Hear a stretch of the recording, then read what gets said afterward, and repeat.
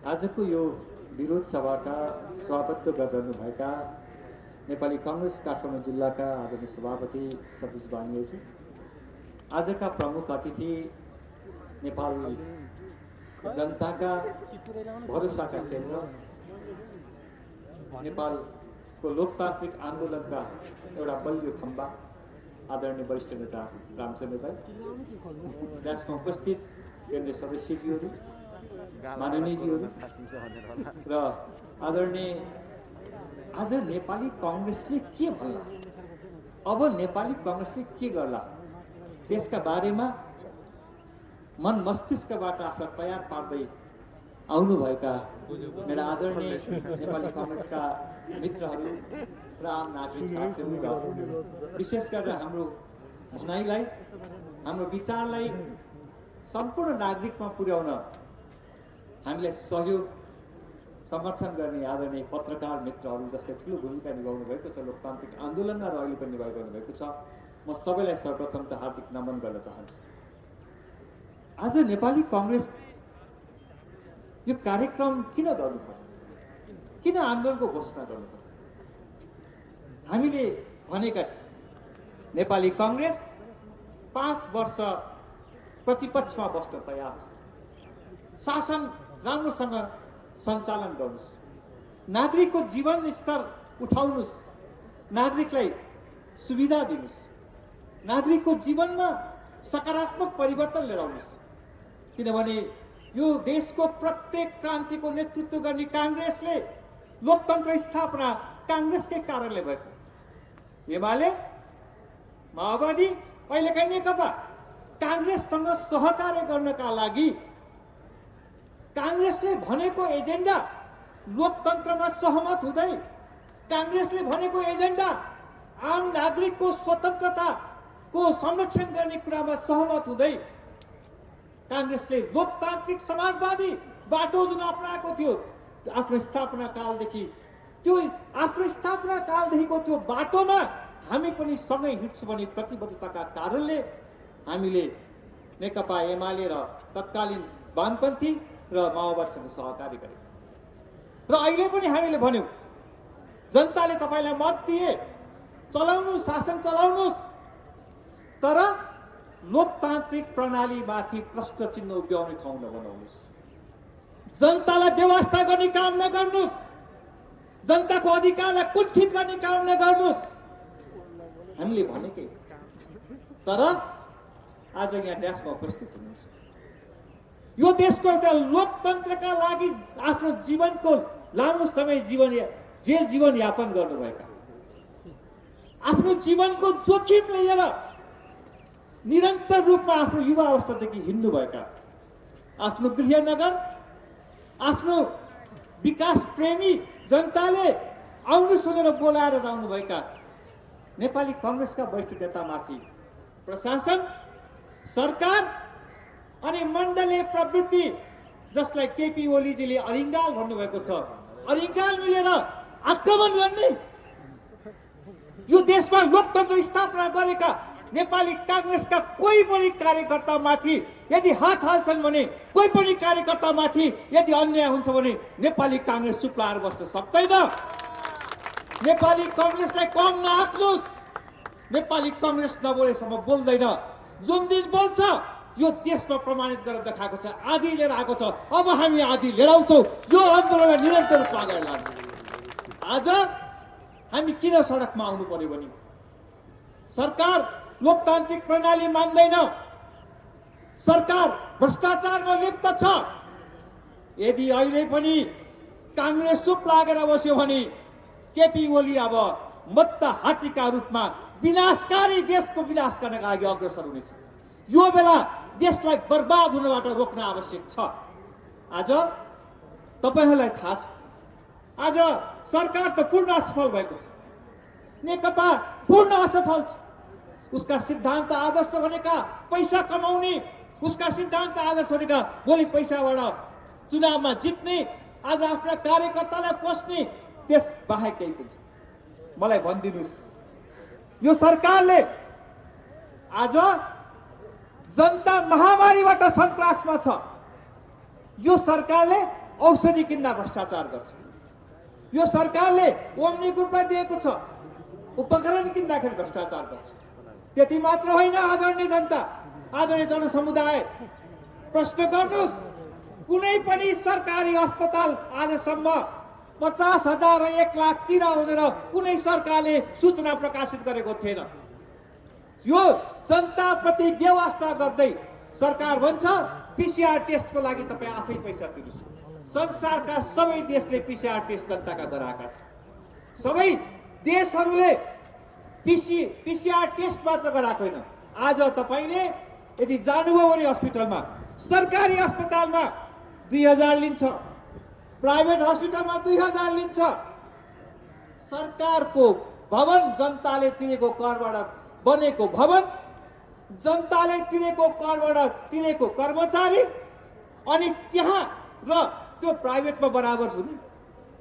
के यो कोरोना भनेको नेकपाका कार्यकर्तालाई कसरी खाने हो, कसरी खुवाउनु हो चिन्तनमा लाग्ने हो? त्यसैले म तपाईहरुसँग आग्रह गर्न चाहन्छु, आज काठमाडौँमा किन महामारी फैलियो? म काठमाडौँको मेयरलाई प्रश्न गर्न चाहन्छु, म सरकारलाई प्रश्न गर्न चाहन्छु। काठमाडौँ लकडाउन भनियो, काठमाडौँ बन्द हुन्छ, कोही पनि नआउनुहोस् भनियो, तर पार्टीको सिफारिसमा 5,000 7,000 घुस खाएर अनि मान्छे आउने र जाने दिने यो सरकारलाई, यसलाई हामीले यो म मेयरलाई, म सरकारलाई, म प्रदेशलाई पनि भन्न चाहन्छु, प्रदेश सरकारलाई पनि यो किसिमको जुन जनताप्रति अन्याय भएको छ त्यसको एक एक हिसाब हामी लिन्छौँ। म आग्रह गर्न चाहन्छु, आज 30 अरब खर्च गर्ने सरकारले भनेको छ, त्यो 30 अरब कहाँ कहाँ खर्च भयो एक एक दामको हिसाब नआएसम्म नेपाली जनताले सरकारलाई छाड्ने छैनन्। आदरणीय साथीहरू, आज हामी माग राख्न चाहन्छौँ, आज भ्याक्सिनका लागि सारा देशहरूले बुकिङ गरिसके, हाम्रो सरकारले चिठी पठाउँछ।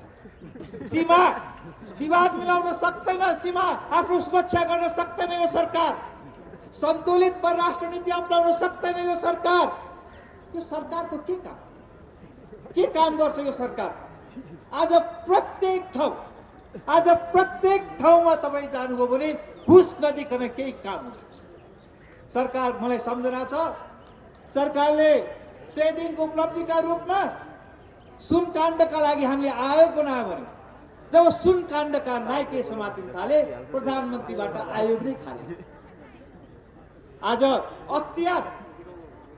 अख्तियार दुरुपयोग, राजनीतिक रूपमा कसैसँग बदला लिनका लागि दुरुपयोग संस्थाका रूपमा चाहिँ सरकारले गर्दैछ। आज अदालत, आज संविधानले भन्छ हारेको माननीयलाई, हारेको चाहिँ सदस्यलाई कोहीलाई फेरि माननीय बनाउने संविधानमा देख्दिन।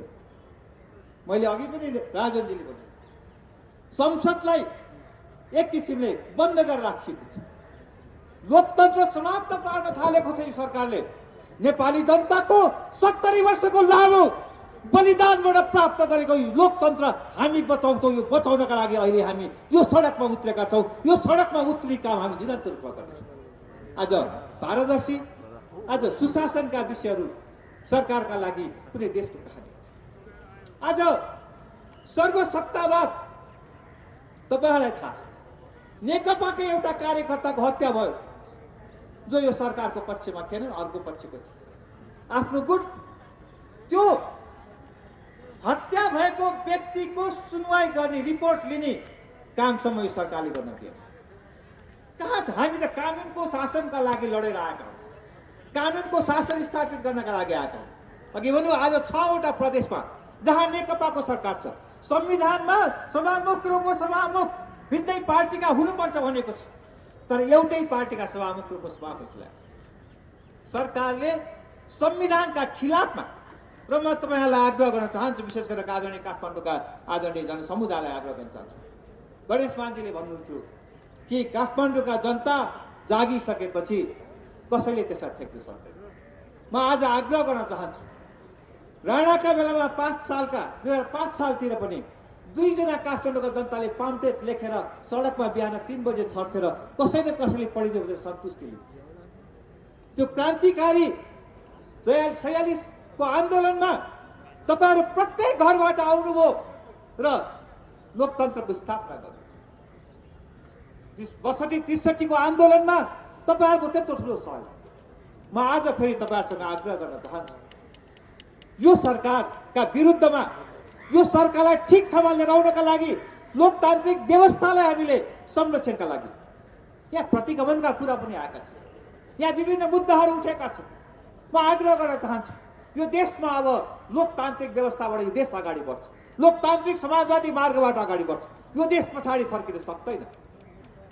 मलाई सम्झना छ कि राजाले गरेका राजाका विषयमा बोल्नेहरू छन्, उहाँहरू सडकमा आउनुभयो, मैले त्यसमा केही भन्दिनँ, उहाँलाई मुद्दा एउटा चाहिन्छ हो, तर यो देश प्रतिगमनमा जान सक्दैन। राजाले कति वर्ष शासन गरे, कसरी शासन गरे, आज त्यो कुराको सिको त हाम्रो ओलीजीले गर्दै हुनुहुन्छ। हिजो पञ्चायतका बेला सर्पकाण्ड कार्पेट काण्ड हुन्थ्यो, आज सुन काण्ड, बालुवाटार काण्ड, गोकर्ण काण्ड, के काण्डको सरकार बनेको छ। मलाई कहिलेकाहीँ लाग्छ कतै 17 साल पुस 1 गते राजा महेन्द्रले जुन लोकतन्त्र अपहरण गरे, नेपाली जनताको लागि जुन कालो दिन रह्यो, 74 सालको निर्वाचनमा नेकपालाई जिताउनु, त्यो पनि त्यही रूपको कालो दिन हो भन्ने मैले अहिले निष्कर्ष निकाल्छु। त्यसैले हामी आग्रह गर्न चाहेका छौँ, म तपाईहरुसँग आग्रह गर्न चाहन्छु कि आज हामीले माग राखेका छौँ, तपाईहरुले अघि धीराजीले भने आज उखुका किसान गत पुसमा सरकारले सहमति गर्यो किसानहरूसँग, उद्योगपतिसँग कि अर्को 1 वर्षभित्र हामी अर्को सिजनमा हामी सही पैसा दिन्छौँ। तर आज बिचरा किसान साथीहरू आज चाहिँ जुलुस निकालेर धरनामा बसिरहेको छ। सरकारलाई केही सरोकारै छैन। यो सरकारलाई जनताको कुनै पनि समस्या पनि सरोकार छैन। आज भोको पेट लिएर हिँडेका जनतालाई हात दिने, साथ दिने हातहरूलाई मेयर साहबले के भन्नु भने काठमाडौँ फोहोर हुन्छ, काठमाडौँमा आएर बेला के काम त्यति फोहोर पनि उठाउन सक्दैन भने के काम त्यो कुर्सीमा बस्ने? जनतालाई भोको पेटलाई खान दिने हातलाई रोक्न पाइन्छ? संविधानले अधिकार दिएको छ नेपाली जनतालाई खाद्य सुरक्षा, हाम्रो खाने अधिकार प्रत्येक नेपाली जनतालाई दिएको छ। आज त्यो अधिकार कसैले खोज्न पाउँदैन। आज साना व्यापारी, म देख्छु साना व्यापारीहरू, पसल छापेर बस्नेहरू, आफ्नै स्वरोजगार रूपमा सानो व्यापार चलाएका साथीहरू आज सबैजना प्रताडित भएका छन्। यो सरकारलाई लाज लाग्दैन, राहत दिँदैन यो सरकार। तपाईलाई थाहा छ केपी ओली प्रधानमन्त्री हुँदा यो देशको ऋण 6 खरब 50 अरब थियो। आजको दिन 3 वर्ष केपी ओलीले सरकार चलाइरहँदाखेरि 13 खरब 76 अरब ऋणको भार आज देशलाई बोकाइसक्यो। कहाँ राम्रो गाडी चढ्ने, त्यसका लागि पैसा लिने आज स्थिति यो रूपमा छ देशको कि हामीले शिक्षकलाई दिनलाई, प्रहरीलाई दिनलाई पनि अब ऋण लिएर चलाउनु पर्ने स्थिति आइसकेको छ। आज राहतको कुरा, आज सारा देशले राहतको व्यवस्था गरे, हामी कहाँ राहतको व्यवस्था छैन। भोको पेट आज रोजगारी खोसेको छ, किसान मजदुरका लागि आज सरकार राहत दिँदैन। त्यो मुद्दा नेपाली कांग्रेसले त्यसैले जनताका समस्याहरू जनताका माझ लगेर पुरा गर्नका लागि, त्यसलाई सम्बोधन गर्नका लागि नेपाली कांग्रेस अहिले सडकमा आएको छ। हाम्रो जिम्मेवारी छ, हाम्रो कर्तव्य पनि हो। हामीले सम्झेका छौँ कि 46-47 सालको आन्दोलनको जगमा उभिएको, 32 सालको आन्दोलनबाट प्राप्त उपलब्धि लोकतान्त्रिक संघीय गणतन्त्र, हामी त्यसलाई बचाउँछौँ, त्यसको सुरक्षा गर्छौँ। हामी भन्न चाहन्छौँ कि आज सरकार संहिता, आज 3टा सरकारको जुन स्थिति हुनुपर्ने, 3टा सरकारलाई संविधानले व्यवस्था गरेको छ। तर यो सरकार आज प्रदेशका मुख्यमन्त्रीहरू भन्छन् हामी त सरकारको अन्तर्गत सरकार जस्तो छ। आज संविधान, म त आग्रह गर्न चाहन्छु, यो संविधान आएको छ, यसलाई कमसे कम 10 वर्ष हेरौँ, यसको परीक्षा गरौँ, यसको परीक्षण गरौँ। एउटा कुरा छैन, फेरि त्यसलाई सिधै सधैँ राजनीतिक अस्थिरता छ। यो नालायकी सरकारले आज लोकतान्त्रिक व्यवस्थाले बदनाम गरेको छ। लोकतन्त्र भनेको मानव मस्तिष्कले आजसम्म भेट्टा आएको सर्वोत्तम विकल्पको व्यवस्था, नागरिक अधिकार र नागरिक स्वतन्त्रता, नागरिकको रक्षा अरू कुनै व्यवस्थाले गर्न सक्दैन। एउटा गरिबको कसैले बाख्रा लिएर हिँड्यो भने त्यसका विरुद्धमा लड्न सक्ने ताकत लोकतन्त्रमा मात्रै हुन्छ। कम्युनिस्ट शासन व्यवस्था हुँदैन, तानाशाही व्यवस्थामा हुँदैन। त्यसैले हामीले लोकतन्त्र स्थापना गरेका छौँ, लोकतन्त्रका लागि लडाइँ लडेका हौँ। यो लोकतन्त्रलाई आँच आउन नेपाली जनताले दिने छैनन्।